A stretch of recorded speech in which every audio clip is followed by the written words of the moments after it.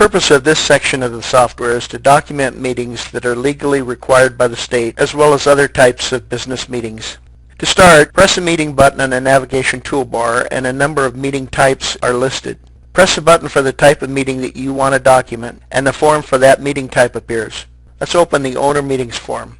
Notice that types of owner meetings are listed on the form. There are documents in the software that link to each of these types of meetings. For example, minutes, proxies, and the agenda for the first meeting link to the specific meeting date on this form, and the meeting must be designated as the first meeting in order to link to those documents. That's important to keep in mind if you want to change the names of meeting types, which can be done from the Tools menu. Press the Tools menu option and select Default Meeting Types. The titles can be changed, but the titles in red are linked to documents, so don't change them unless your state has a different name for that particular type of meeting. For example, the first owners meeting might be called an organizational meeting in some states. Whatever name you give it will appear in documents for the first owner meeting. Close this form and select the meeting types for company options from the Tools menu. These titles are laid out in the same manner as the default meeting titles, but it contains meeting titles for the company that's selected on the meeting form.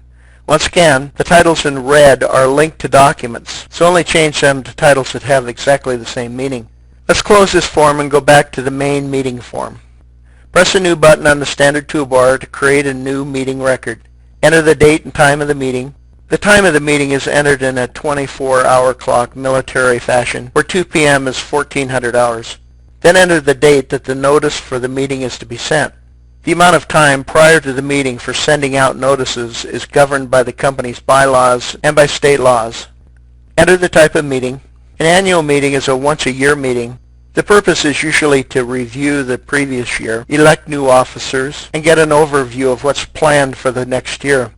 A special meeting is not necessarily scheduled in advance, and it's held for a special purpose. The first meeting is the very first organizational meeting. Enter the address where the meeting takes place. You can insert the company's address from the company profile form by pressing the Insert button. Add notes as needed. In the lower left corner of the form is an attendance list. Mark each person's name that attended the meeting. The owner meeting form is the only one that has an option for proxies. If an owner uses a proxy to vote, just press the proxy button and put a check mark in front of the person's name. If a name is not included in the attendance list, return to the Titles and Responsibilities form. Select the appropriate company and check the title for the person. If the person's name is not on the Titles and Responsibilities form, go to the People Profile form to ensure that the company's association is selected. Then return to the Titles and Responsibilities form and checkmark the title. When you return to the Meetings form, the attendance list will not reflect the changes because it was created based on the previous settings. You'll need to delete the newly created record and create a new one to reflect the new settings. The name of the person is now in the attendance list. This is particularly important to keep in mind if you're creating records for previously held meetings. For meetings already in the database, you can use several methods to navigate through them. Select the Company tab at the top of the form. Then you can navigate to the meeting by using the VCR buttons on the standard toolbar.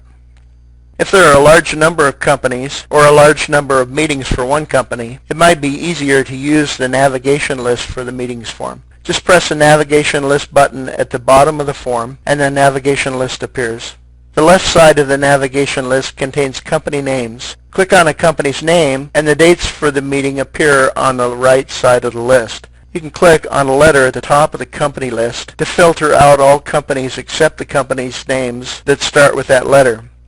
You can filter the meetings by type by selecting one of the meeting types at the top of the form. You can also sort the meeting list by name, either ascending or descending, or it can be sorted by record number. If you prefer this list for navigating rather than using the tabs at the top of the form, select Preferences under the File menu, then select Navigation Lists.